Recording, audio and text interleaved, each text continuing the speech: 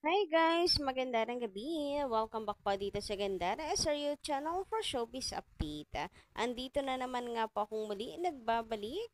Ang nagmamaganda na yung kajismosang Kimpang, wala na pong iba, ang lokaret na si Gandara upang magatid sa inyo ng latest update and fresh happenings patungkol kina Kim Chiu and Paolo Avellino.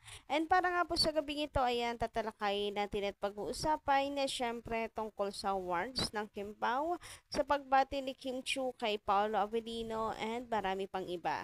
Pero bago pong lahat sa mga hindi pa nakaka-subscribe sa ating channel, pakiclick lang po tayo na subscribe button natin at notification bell na nandiyan sa baba para maging updated po kayo at ma-notify tuwing may bago tayong chika at balita hinggil sa Kim Pao.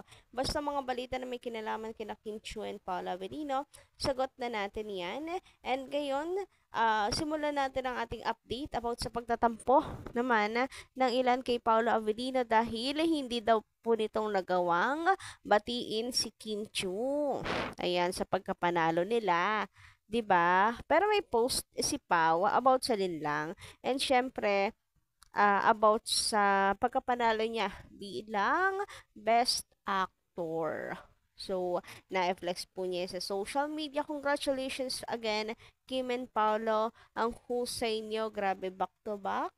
Ang inyong pagkapanalo, congratulations, you deserve it both. Pero yun nga, meron dito nag-comment, sabi ni Madam Lourdes Avila. Ayan, Madam Lourdes, magandang gabi. Oh, ayan, nabigyan ko na po ng pansin ang inyong comment. Sabi niya dito, bakit hindi man lang binati ni Paulo sa pagka-best actress? Basta sabi niya, Team Lin lang. Samantalang si Kim, binati siya. So, dalawa lang po yan eh. Pwedeng admin lang po ni Pau yung nag-post sa social media. Kaya ganoon, nakafocus kay Paulo since it's Paulo Avellino's fan page. Pero pwede rin na pinersonal na ni Paulo Avellino. Since ayun nga, 'di ba? Meron tayong nabalitaan na may pag-celebrate ang Kim Pao. Yes, nag-celebrate sila, may pag-gift pa si Paulo kay Kiam. Ganto ganyan yung mga chika na nasagap natin itong nakaraan. Since mapagbigay naman talaga generous si Paulo Avellino. And away about sa pagbate ni Kim Chu, yes, yes, yes, bilang bida. Of course, syempre ano na rin eh, na andyan na siya eh, sa showtime. Syempre, lulubos-lubusin na niya yan. Nasa camera siya. Napapanood sa national television. 'Di ba? Kung syempre ko congrats niya diyan si Paulo, ang linlang, and of course yung kanyang pagkapanalo bilang best actress. Ng Best Primetime Series, Best Actor si Paolo, Best Supporting Actress si Kyla Estrada, and Best Actress yours truly. Wow, grabe naman. Sa Dreamscape family, maraming salamat. So, ayun na nga, 'di ba? Na pinakapunto natin dito dahil nasa showtime siya. So, overall na po, congratulations. Pero sure, pag nasa pag social media, ayan, po-post lang yung pagkapanalo niya and of course, nanlin lang. Tapos, si Kimi kasi napaka hands-on when it comes to her social media accounts. While Paula Avellino, madalas admin niya lang po yung nagpo-post. So, doon pa rin ako sa labas ng camera, yung sa personal, kung papaano sila. Hindi man natin sila nababantayan, we don't know kung papaano sila mag-celebrate, pero knowing, and nung mabalitaan mo lang na may pa-keep si Paulo, ayan, nakakatuwa na. Anyway, congratulations again, Kim Pao. Ayan, inangkin na po nila ulit ang prime time. Pinanindigan at patuloy na pinaninindigan ang pagiging primetime queen and king. Huy, grabe nga naman ngayon. Ayan, Paolo Avellino, TV Actor of the Year and TV Actress of the Year naman si Kim Chu. Congratulations and thank you so much naman po sa VP Choice Award. Congratulations again, Kim Pao, you deserve it. Lalo na si Paolo. Grabe yung dedication niya about this. Si Kimi naman, wala ka namang preparation kay Kimi when it comes to physical looks. So, sa pag-arte siya more. Congratulations. Deserve nilang lahat yan. Parehas nilang binuhos yung best nila and efforts nila dito. Anyway, ayan, kiber lang naman po si Kim Chu sa mga intriga na lumalabas sa samut-saring intriga. Ayan, isama na po natin ang paghahanap kay Paolo Avellino, etc. Kahit hindi naman nila tayo anino para malaman bawat galaw nila at saloobin na ganto ganyan. Kung kiber nga lang po si Kim Chu sa intriga, so bakit tayo papaapekto din? Di ba dapat ano lang rin tayo, snob lang din sa mga intrigas, ganyan. Wag po natin na-entertain ng mga negative vibes, lalo na kung tayo lang din naman yung nagpapalaki at gumagawa ng issue. So, ganun lang. Samantala, sabi naman po dito ni Madam Edith Anandon sa Magandarang Gabi, shoutout po sa inyo.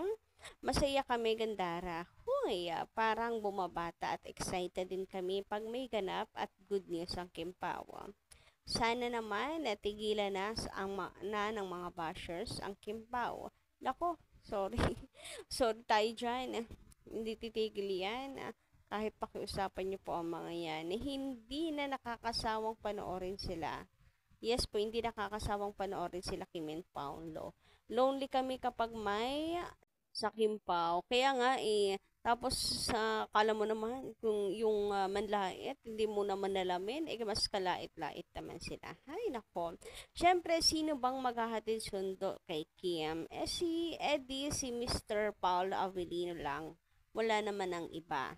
Yan ang isaksak sa bagan niyo mga basher, ha? Huwag niyong ipilit si Kimi at Paulo sa iba. Sila lang dalawa. Bumida sa kanilang teleserye or movie if mayroon man. Parang narinig ko nga po parang kaya maingay kasi may kinakailangang mag-ingay dahil may upcoming project. I don't know if it's true pero medyo may ano nga naman sense yung pag-iingay kung may project nga. Anyway, eto pa, sabi po dito, sila na lang ang bumida. Huwag na idami daw ang Kimpaw doon. Pag wala, sa ganap nilang magjowa ang mayroon. Madinig at makita natin kasi tumitibay na ang pagsasama nila. So, she's talking about Kimpaw. Patibay, hindi lang po patibay ng patibay Kasi, tapos na sila doon. Tapos ng patibayin. Nandito na po ang Kimpaw sa hindi na magkigiba. Huy, grabehan ngayon. Anyway, sabi naman dito ni Madam Helenita Katalasan. Good evening, Gandara. Nako, good evening din po, Madam Helenita. Kamusta po kayo? Thank you for the support about Kimpaw. Naku, huwag kayo mag-alala. Pare-parehas lang po tayo nagmamahal sa kanila. Ang ganda ni Kimi sa dance prod niya sa ASA. Po nga, the queen of the dance floor. My idol, Chinita Princess Kim Chu forever since PBB until now. God bless Gandara and to Kimpaw. God bless. Yes po, kaya nga hindi po siya tatawaging queen of the dance floor for nothing. Yun nga lang, medyo kinabahan na naman yung mga seniors natin kasi medyo delikado na naman nga daw po ang ginawang prod ni Kimi. Buwis buhay na naman. So next time daw, buwas-bawasan na ni Kim Chu dahil ang puso ng mga senior natin abay talaga naman pong kumakabog-kabog-kabog sa sobrang kaba. Ayan, halong pag-iingat na rin. Alam naman nating flexible and malakas si Kim Chu, kayang-kaya niya yan. Pero iba pa rin yung may iba yung pag-iingat. And syempre, samahan po natin guys ang prayers na sana safe lagi siya, 'di ba?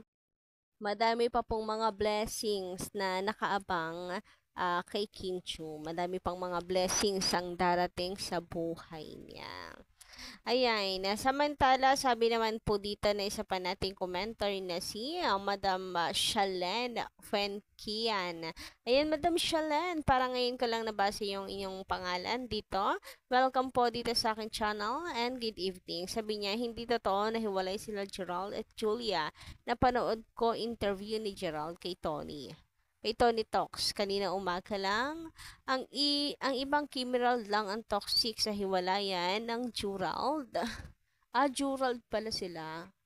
Kasi gusto nila sirain ang Kimpaw para balikan ni Gerald si Kim. Mga walang hiya yung mga fans ni Gerald at ibang ibang Kimeraldo. Iba daw po ha, hindi nila lahat. But anyway, yes, hindi daw po totoo na hiwalay pa ang Gerald. Nabalitaan ko na rin. Siguro talagang, na-excite lang sila. Dahil may lumabas nga mong balitang ganyan. So, na-excite sila. Kaya pinasok nila sa picture si Kimi.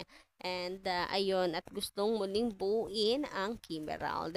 Anyway, ayan, dito po natatapos ang ating update. Thank you so much guys sa inyong pakikinig. Good night. Kita ko sa susunod dating update. Maraming salamat.